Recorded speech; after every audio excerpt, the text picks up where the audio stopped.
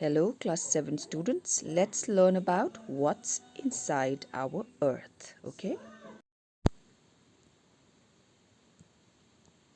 Let's try to find out what's inside the earth, okay? The question is, earth ko bhitra ke cha? Is our earth like a ball that is hollow inside? Ke त्यो भित्र खाली छ कि केही छ त्यसमा? Let's try to find that out, okay?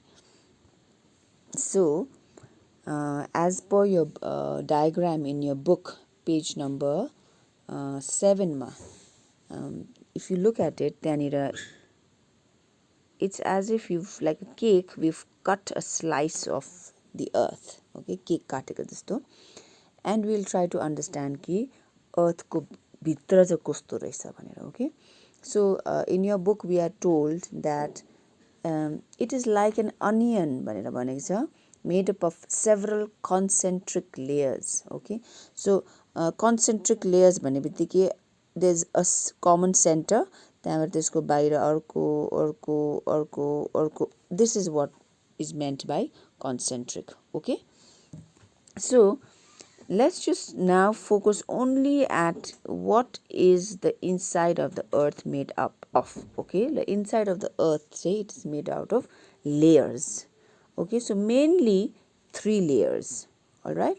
So एकदमै बाहिरको cover है, earthको जुन हामीले surface जसमा हामी बस्छौं, trees हुन्छ, mountains हुन्छ, plants हुन्छ, animals, houses हरु जहाँ पनि खडा छ, यसलाई चाहिँ के भन्छ? Crust, okay? This outer portion is known as the crust, okay? And यो crust चाहिँ, it is said that this is actually your earth को जुन layer छ, 3टा layer मा सबसे it's the thinnest layer, okay? And thinnest layer हो, तर पनि उसको depth चाहिँ छ 35 kilometers, okay? So and this is supposed to be the thinnest layer, सबसे पातला layer, okay? So this is layer number 1. The next layer is that called mantle. ठिक्कै अब यो earth crust को right beneath it देखि चाहिँ start हुन्छ, and यो जुन layer छ, यो portion लाई चाहिँ के भन्छ? यसलाई चाहिँ mantle भन्छ, okay? So it is known as mantle, M-A-N-T-L-E, mantle, okay? And this mantle चाहिँ अब अघि हामीले भन्यो, this is 35 kilometer, हैन? Crust, C-R-U-S-T, crust. Now this mantle is, on the other hand, 2900 kilometers. So it's like really deep.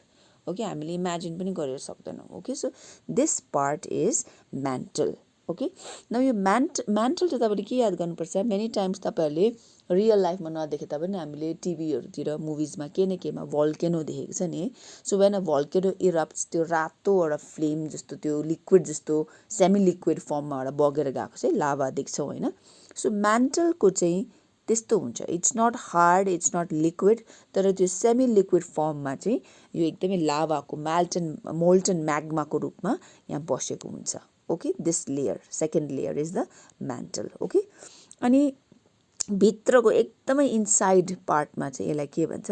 यो पार्टलाई चाहिँ भन्छ core, C-O-R-E, core, and this core is supposed to have a radius of 3500 kilometer. अब हेर्नुस् है, radius भन्दैछ. So you all must be knowing कि एउटा circle छ भने र हामीले यसलाई त्यसको सेन्टर भन्यो भने this यतिलाई भन्छ नि त, हैन? रेडियस, हैन? So यति रेडियस, यति भाग चाहिँ, this भाग चाहिँ कति छ भने छ 3500 किलोमिटर. भनेपछि if you have to calculate the whole part, यो डल्लै मिलाएर चाहिँ कति छ भने 3500 plus 35, it will be 7000 kilometers. So once again, first the outermost layer, which is supposed to be the thinnest layer, is the crust. इसको kilometers छ 35 kilometers. इसको depth छ. Second part is the mantle, okay? Mantle, इसको छ गहराई है, depth छ 2900 kilometer. अनि लास्ट एकदमै भित्रमा कोर छ जसको रेडियस मात्रै is 3500 kilometer. Okay, so this was it. So now we've understood what a crust is, what the mantle is, and we've also learned about the core, right? So अब let's just figure out your crust, your outer layer part छ crust, which is supposed to be the thinnest layer. यसको अलिकति डिटेलमा बुझौँ है. So यहाँ भनेको छ, if you look at your figure 2.2, यहाँ भनेको छ continental crust and oceanic crust. So crust like basically there are two types भनेर भनेको छ, okay? Two types of crust. What we see is that continental crust भन्दाखेरि चाहिँ land मासमा, okay, हामीले जुन आँखाले देख्ने यो जमिनहरू छ, यो जमिनको चाहिँ त्यसको चाहिँ डेप्थ है, त्यसको डेप्थलाई चाहिँ यहाँनिर भनेको छ that this depth is 35 kilometre भनेर चाहिँ यसलाई भनेको छ, okay. And then there is something called the oceanic crust, okay. So यो oceanic crust भन्दाखेरि चाहिँ जस्तो कि this part is the ocean हैन. So ocean को मुनि पनि त जमिन हुन्छ है, जस्तो कि खोलाको मुनि पनि जमिन हुन्छ. In the same way ocean को मुनि पनि त जमिन हुन्छ, right? So त्यो ocean को मुनिको यो जुन जमिन छ, okay, this portion जुन छ, यो भाग, यो yellow color को जुन भाग छ, this portion, that is now here only 5 kilometers, okay. कति छ अरे? Only 5 kilometers, all right. Only 5 kilometers. So यो ल्यान्डमा भएकोको डेप्थ चाहिँ छ 35 किलोमिटर. अनि जुन ओशनको मुनिको जुन यो बेड छ है, यो ल्यान्ड छ, त्यसलाई चाहिँ के भनेको छ? Only 5 kilometers, okay. And now we have to understand about the next we'll try to understand about the composition of the continental crust and the oceanic crust, okay. Now let us just see कि continental crust चाहिँ केले बनिएको छ है. So what is continental crust made out of and what is oceanic crust made out of, okay. So continental crust जुन चाहिँ हामी त्यो ल्यान्ड मास है जहाँ त्यो देख्छौँ, and that is made out of silica, okay, and another mineral called alumina, okay.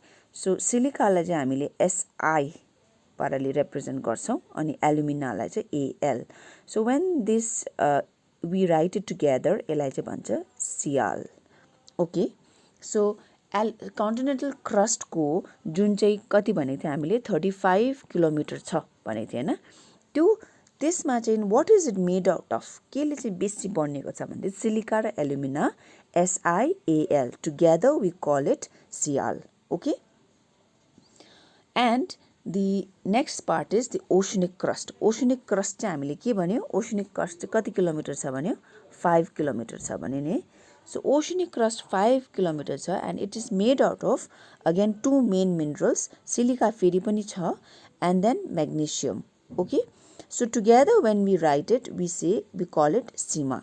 So oceanic crust is made out of Sima, which is silica and magnesium, and continental crust is made out of Sial, which is silica and alumina, okay.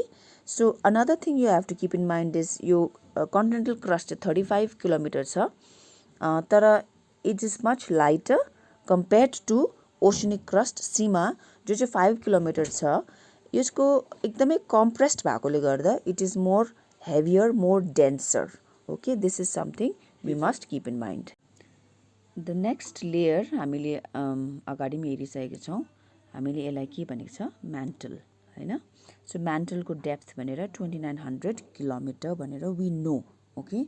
Now let's अगाडि पनि भनेको छु, again we are trying to understand what is it made out of भनेर, made up of भन्दाखेरि mantle चाहिँ mainly it is made up of molten magma है. Molten magma भन्ने फेरि पनि I want you all to think of the movie or whatever you watched जहाँनिर तपाईले volcano erupt हुँदै गरेको देख्नु भएको छ अनि जुन त्यो रेड खालको एउटा सेमी लिक्विड बगेको तपाईले देख्नुहुन्छ, that is molten magma. र त्यो mantle मा चाहिँ it is made out of molten magma, lava पनि भन्छौं, and it is in a semi liquid form. यति तपाईले याद गर्नुपर्छ. Okay?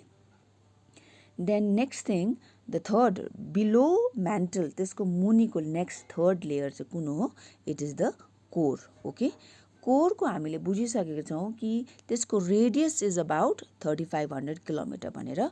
अगाडि पनि मैले भनेको छु, यदि यो सर्कल हो भएर, if this is the center, radius चाहिँ के हो भन्दाखेरि चाहिँ I am sure you all know still, यसलाई चाहिँ जुन यतिको भाग छ, this is radius. Okay? So यो radius चाहिँ कति भनेको छ? 3500 किलोमिटर भनेर भनेको छ. Okay? त्यसो भए हामीले हिसाब लगाएर यो डल्लै चाहिँ कति हो? यसको डल्लै चाहिँ डायमिटर नै चाहिँ कति हो भने 3500 प्लस 3500 कति हुन्छ? 7000 किलोमिटर भनेर चाहिँ हामीले थाहा हुनुपर्छ. Okay? 7000 kilometer. So the radius is of about 3500 kilometer, the core को. Now what is core made up of? है भने चाहिँ core चाहिँ बनेको छ nickel, another mineral called nickel and iron. Okay? iron लाई चाहिँ हामीले ferrous भनेर पनि भन्छौं र त्यसले गर्दा nickel को लागि Ni अनि iron को लागि ferrous बाट निक्लेको छ Fe. Okay? र together we call it knife. Okay? NIFE. So core, what is core made up of? Core is made up of knife, which is nickel and ferrous. Okay? So children, I hope you've understood this lesson. I'll be sending some work related to it.